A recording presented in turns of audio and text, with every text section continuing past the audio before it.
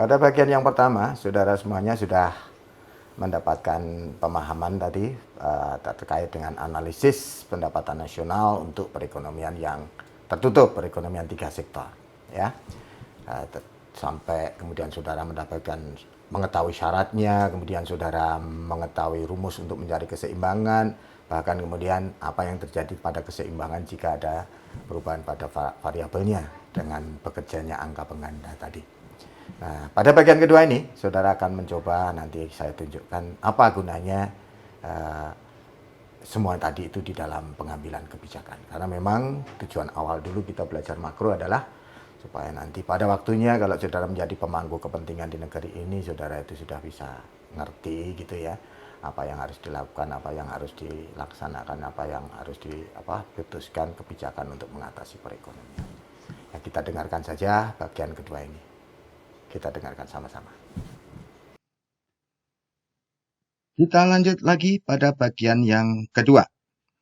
Pada bagian yang kedua ini, setelah pada bagian yang pertama tadi saudara semuanya sudah belajar mengetahui syarat tercapainya keseimbangan untuk perekonomian tertutup, sampai kemudian saudara juga sudah mengetahui rumus yang bisa kita pergunakan untuk mencari keseimbangan pendapatan untuk perekonomian tertutup. Dan kita pun tadi juga sudah belajar pada bagian pertama bagaimana yang namanya angka pengganda itu, ya. Nah, semuanya itu kemudian pertanyaannya adalah untuk apa? Digunakan untuk apa? Dan seperti yang juga sudah kita niatkan sejak awal dulu kuliah, ya, bahwasanya kita belajar makro ini tentunya adalah supaya kita bisa nanti menggunakan itu sebagai alat pengambilan kebijakan, ya. Sama ketika kita kemudian tadi belajar tetek bengek tadi, mulai dari rumus, kemudian angka pengganda dan sebagainya tadi, maka kita pada bagian kedua ini akan mencoba menggunakannya sebagai alat kebijakan. Nah, untuk menggambarkan itu semuanya, saya langsung saja saudara lihat di handout saudara soal latihan ya. Di belakang itu ada 2 soal ya. Nanti kita akan coba lakukan kita kerjakan sama-sama satu saja supaya saudara mendapatkan gambaran kira-kira seperti apa semuanya tadi itu digunakan. Oke. Nah, sekarang kita coba lihat soal yang nomor 1 ya. Di situ diketahui konsumsinya seperti ini, kemudian investasinya sebesar itu, government expenditure sebesar ini, transfernya sebesar ini, dan tax-nya sebesar ini. Kemudian ditanyakan besarnya Y pada waktu keseimbangan, kemudian besarnya pendapatan disposable, konsumsi pada waktu keseimbangan, dan saving pada waktu keseimbangan. Dan yang nomor 2, apabila nanti ternyata diketahui full employment pendapatannya itu 600, ditanyakan terjadi inflasi atau deflasikah untuk perekonomian yang bersangkutan. Dan yang menariknya adalah, nah ini kita diarahkan untuk menjadi pengambil kebijakan. Kita diminta untuk menggunakan fiscal policy. Ingat, fiscal policy itu berarti kebijakan yang menggunakan entah pajak, entah government transfer, entah government expenditure, ya, untuk menghindari masalah inflasi atau deflasi yang nanti terjadi. Nomor 2 kita diskusikan belakangan. Tapi kita lihat dulu nomor pertama. Kita tulis ulang nomor pertama.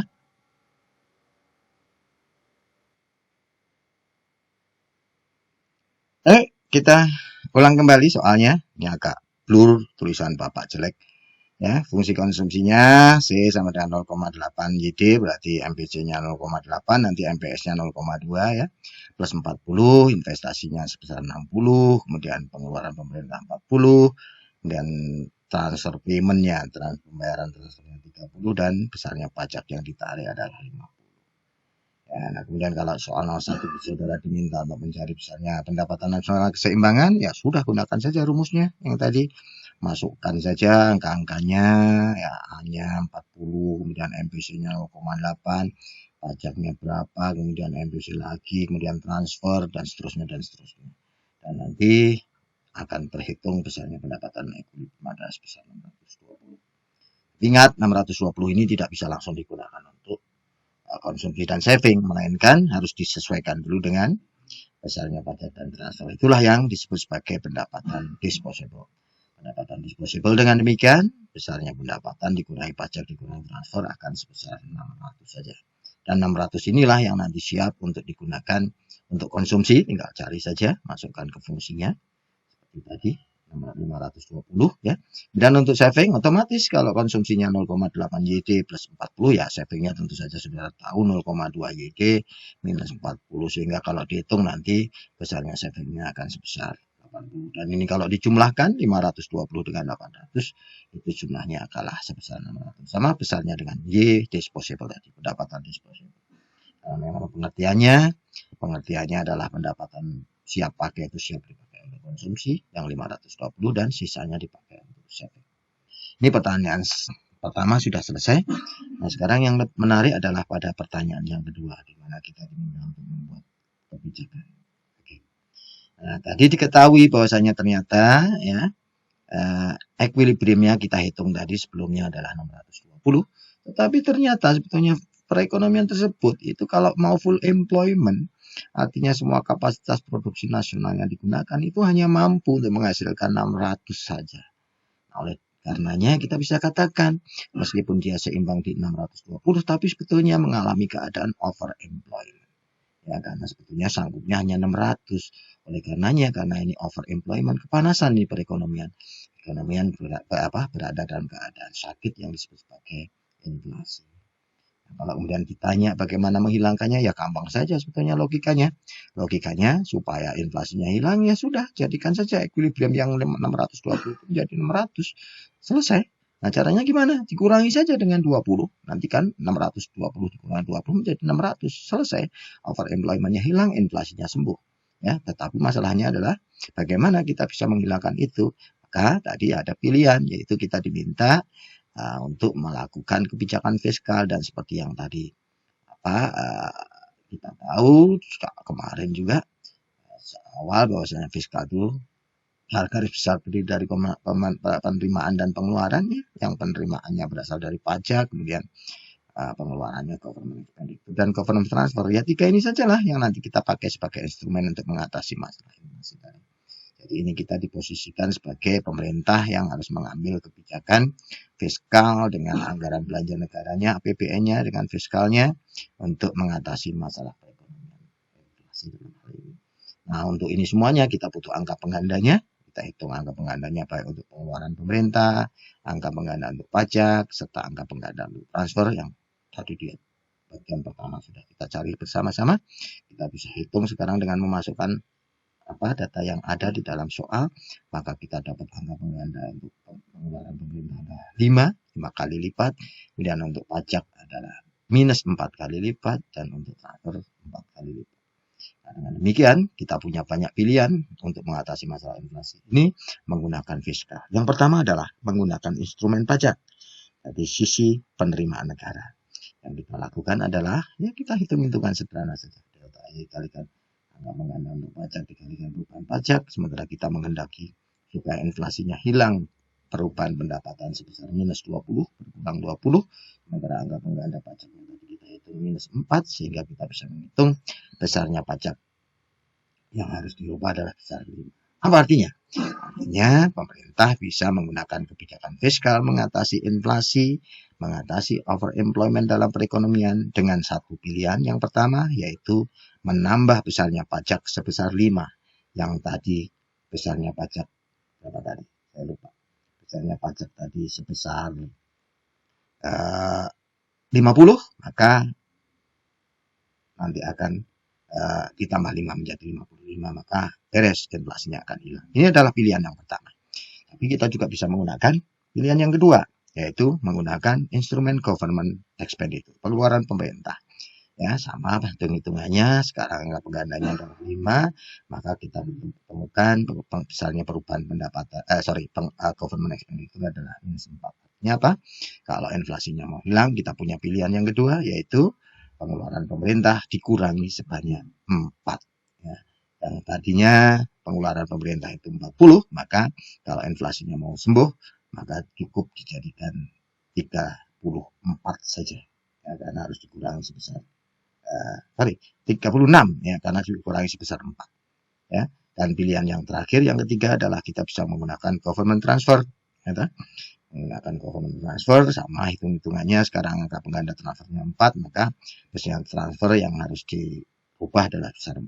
Dengan kata lain, ya kalau inflasinya mau sembuh, yang over inflasinya hilang, maka besarnya transfer kita kurangi sebanyak 4. Nah, ini adalah pilihan-pilihan ya menggunakan fiskal yang bisa dipilih oleh pemerintah, yang bisa dilakukan, yang bisa diambil, yang bisa diputuskan untuk mengatasi inflasi yang terjadi dalam perekonomian.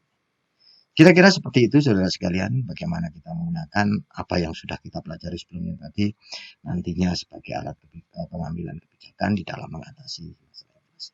Tentu saja yang dalam kenyataannya tidak sesederhana ini ya, karena memang ya kita memang belajar di mata kuliah pengantar sehingga ya yang penting saudara mengerti bahwasanya alur berpikirnya seperti ini. Bahwasanya di dalam makro itu tersedia alat-alat yang bisa dipergunakan ya dalam hal ini fiskal ini ya yang bisa dipergunakan untuk mengatasi masalah. Meskipun sekali lagi semuanya dalam bentuk penyederhanaan. Demikian bagian kedua sudah selesai, saudara sudah bisa melihat apa gunanya tadi analisis kita pada bagian pertama tadi di dalam nanti kira-kira dalam kehidupan nyata seperti apa. Nah, kita masih menyisakan satu soal lagi, yaitu soal nomor 2. Ya, silahkan saudara kerjakan seperti biasanya di sisa waktu yang ada. Saudara kerjakan di selembar kertas seperti tadi, kemudian saudara foto langsung saja, kemudian saudara kirimkan lewat ya, grup kita ini. Nanti akan dikoreksi, akan dilihat oleh kakak-kakak asisten yang sekarang juga standby mendengarkan kuliah online kita hari ini. Saya kira itu saudara sekalian. Selamat mengerjakan soal yang nomor 2 ya. Jangan lupa jaga kesehatan ya. Karena nampaknya kita akan lama berada dalam kondisi seperti ini. Baik, terima kasih. Kita ketemu lagi pada kuliah yang berikutnya.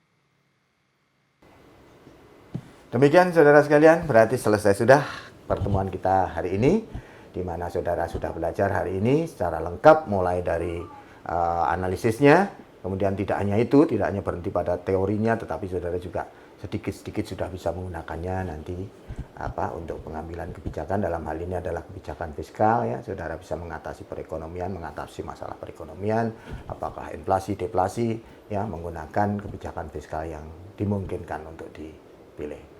Kita akan ketemu lagi minggu depan dengan kuliah online yang berikutnya. Semoga nanti menjadi lebih baik dan semoga juga saudara belajar juga lebih baik lagi dengan cara yang baru ini. Terima kasih, sampai ketemu lagi. Wassalamualaikum warahmatullahi wabarakatuh.